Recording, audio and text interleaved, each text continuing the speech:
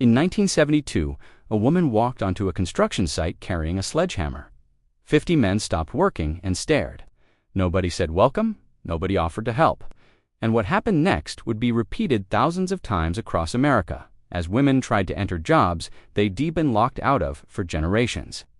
This is what they faced, and most people have no idea how brutal it really was. Before we get to what happened on that construction site, you need to understand how locked these doors really were. Pick up a newspaper from 1970, open to the classifieds. You'll see two sections, help wanted male and help wanted female. Not a suggestion. Official policy, legal, accepted by everyone. The male section had the jobs that paid. Factory work at $5 an hour, construction at $6, truck driving, welding, union jobs with pensions, jobs where you could support a family on one income and still have money left over. The female section, secretary for $2.50 an hour, waitress, telephone operator, nurse, teacher, if you had a degree. Jobs that paid just enough to make you dependent on having a husband with a real job. If your mother tried to get hired at the factory where your father worked, they'd laugh her out of the building. Not because she couldn't do it, but because that's not how the world worked. And here's what nobody talks about Evan. After it became illegal to deny women these jobs in 1964, most companies just ignored the law for years until winging forced their way in. Which brings us back to that construction site in 1972. She'd fought for 6 months just to get hired, filed a complaint with the Equal Employment Opportunity Commission, threatened a lawsuit. Finally, the company gave in. They'd hire her, one woman, to prove a point. But nobody told the crew she was coming. She showed up that first morning at 6 a.m., work boots, jeans, work shirt, sledgehammer in her hand, because she'd been told to bring her own tools. She walked through the gate, and 50 men stopped what they were doing. Complete silence. The kind of silence that's louder than noise. The foreman saw her and his face went red. He hadn't wanted to hire her. His boss had made him. He walked over, didn't shake her hand, just pointed to where she'd be working.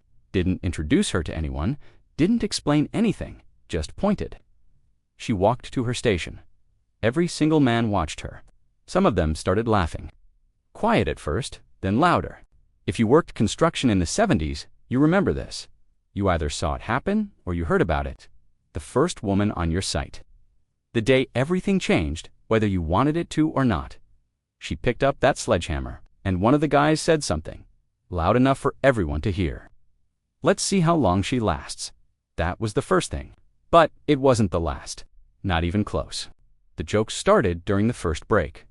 Crude jokes, sexual jokes, jokes about her body, about what she must be like, about why she was really there, said loud enough that she could hear every word. Quiet enough that if she complained, they could say they weren't talking to her. By lunch, one of the guys had drawn a picture, taped it to the porta potty, a cartoon of a woman that looked like her, doing something inappropriate. Everyone laughed. Nobody took it down. You remember this too if you were there. The drawings, the jokes, the constant comments. It was relentless. And here's what made it worse. She couldn't react because that's what they wanted. If she got angry, they'd say, "Women are too emotional for this work." If she laughed along, they'd get worse. If she stayed quiet, they'd push harder to get a reaction. There was no right response, so she did her work. Swung that sledgehammer, 8 hours straight, broke up concrete, loaded it into wheelbarrows, hauled it away, did everything the men did, and at the end of that first day, something happened that she didn't expect. The foreman walked over, looked at her work, looked at her, and said, "You'll be back tomorrow." Not a welcome, not praise, just a question, because he assumed she'd quit. She said yes, she'd be back. Day 2 was worse. The novelty had worn off. Now they were trying to break her. Accidentally leaving tools where she'd trip, not telling her when break was so she'd miss it, giving her the heaviest, dirtiest jobs. Watching to see if she'd complain, she didn't complain. She did the work. Day 3, one of the guys cornered her by the porta potties, made a comment about what he'd like to do to her, stood too close, waited to see if she'd run. She didn't run, but she did something else. She went to the foreman, told him what happened, and his response would determine whether any woman could survive in that workplace. The foreman told her, "That's just how the guys talk. You wanted to work here. This is what it's like. No investigation, no consequences, no protection, just acceptance that this was normal." If you've worked in those years, you know this is true. There was no HR department, no sexual harassment policy, no concept that this behavior was wrong. It was just how men were, and if women couldn't handle it, they shouldn't be there. So she had a choice: quit and prove them right, or stay and endure it. She stayed. Week 2, they stopped talking to her entirely, complete isolation. She'd ask a question about a task, and they'd ignore her. She'd sit for lunch, and they'd move to a different spot. She worked in complete silence, except for the mockery. But something was happening that they didn't notice at first. She was getting better at the job, faster, stronger, more skilled. And some of the men started to notice. End of the second week. Payday. The foreman came around with envelopes, cash inside, like always. She took hers, waited until she got to her car to open it, and that's when she saw it. The men on her crew made $5.20 an hour. She'd seen their pay stubs when they complained about taxes. She was doing the exact same work, breaking the same concrete, hauling the same loads, same hours, same conditions. Her envelope had $4 an hour. If you're a woman who worked in the 70s, you know this story. Different job, different place, same story. You did the work, you got paid less. And when you asked why, they had reasons. You're new, you're still learning, you don't have a family to support. None of the reasons were real. The real reason was simple. You were a woman, that's all. She went to the office on Monday morning, before her shift started, told them about the pay difference, asked for equal pay. The man behind the desk looked at her for a long moment. And then he said something she'd never forget. "You're lucky we hired you at all. Don't push it." That was the response. Take what you get, or get nothing.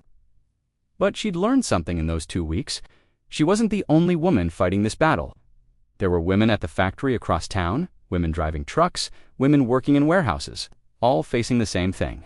And some of them were organizing. She found them at a meeting in a church basement. 15 women, all with the same stories. The harassment, the isolation, the unequal pay, the hostility. They'd all been told to deal with it or quit. Instead, they decided to fight, filed formal complaints, documented every incident, every insult, every time they were paid less for the same work. Started building cases. This is how change actually happened. Not because companies decided to be fair, but because women refused to accept it and forced them to change. But fighting back came with a cost. A cost most people don't talk about. The woman on the construction site kept showing up, kept doing the work, kept filing complaints, and her life started falling apart. Her husband told her to quit, said people were talking, said it wasn't worth it, said he didn't marry her so she could work construction. When she refused to quit, he left. Her family stopped inviting her to gatherings. Too controversial, too uncomfortable. What would people think? If you're old enough to remember the 70s, you remember how people thought a woman working construction wasn't inspiring. It was shameful, wrong, against nature. Her body broke down. Chronic back pain from the heavy lifting, knee problems, shoulder problems. The work destroyed everyone's body eventually, but she didn't have years to build up to it. She jumped straight into the hardest labor, and her body paid the price. And the harassment never stopped. 2 years in, still the only woman on that site, and the comments kept coming. The isolation continued. Every single day was a battle. But something changed, slowly, almost invisibly at first. One of the younger guys on the crew, early 20s, new to constructions, started treating her differently. He'd answer her questions, show her techniques without making her feel stupid, eat lunch near her sometimes. The older guys gave him hell for it, called him names, questioned his manhood, but he kept doing it. Then another guy started doing the same. Then another. Not all of them, not even most of them, but enough that she wasn't completely alone anymore.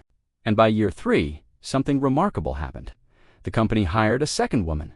This is how it worked. The first woman broke the door open, took all the abuse, proved it could be done, and that made it possible for the second woman, who made it possible for the third. By 1978, there were 8 women on that construction site. 8 out of 70 workers. Still a tiny minority. Still facing hostility, but not alone anymore. The pay gap started closing. Not because companies wanted to pay fairly, but because enough women had filed enough complaints that it became cheaper to pay them equally than to keep fighting lawsuits. The worst of the harassment slowed down, not because men suddenly respected women, but because there were policies now, consequences, Not strong consequences, but something. And the woman who'd walked through those gates in 1972 with a sledgehammer, what happened to her? She worked that job for 12 more years, never got promoted to foreman. That glass ceiling held firm. Never got completely accepted by all the men. Never stopped dealing with comments and hostility from the ones who never changed their minds. But she did the work, every single day. And when she finally retired in 1986, there were 23 women working construction in that city. Some of them on her crew, some of them on other sites. All of them possible because she'd refused to quit when everyone wanted her to. If you worked in the 70s and 80s, you saw this transformation happen. Slowly, grudgingly, with resistance, every step of the way. But it happened. And here's what most people don't realize. Every woman who works in a non-traditional job today is standing on the shoulders of women like her. Women who took abuse that would be illegal now, who worked twice as hard for half the pay, who endured isolation and harassment and physical harm, who sacrificed their marriages and their families and their bodies. They didn't do it to be heroes. Most of them were just trying to make a living, trying to support themselves or their kids, trying to access jobs that paid enough to survive on. But by doing that, they changed everything. If you worked in the 1970s, you were there when it happened. You saw the first women walk through those doors. Maybe you were one of the men who made it hard. Maybe you were one who helped. Maybe you were one of the women who lived it. Whoever you were, you witnessed one of the most significant workplace transformations in American history. The breaking of barriers that had held for generations. The opening of doors that had been locked. It was brutal. It was unfair. It took longer than it should have, and cost more than it should have. But it happened because women refused to accept no for an answer. That woman with the sledgehammer in 1972, she walked onto that construction site knowing she wasn't wanted. Knowing it would be hard, knowing they'd try to break her, and she did it anyway. That's what breaking barriers actually looked like. That's what it cost. That's how the world changed. And that's why women work in every job today, because someone had to be first. Someone had to endure it. Someone had to prove it could be done. They paid the price. We inherited the change. That's the truth about what women faced in the 1970s workplace.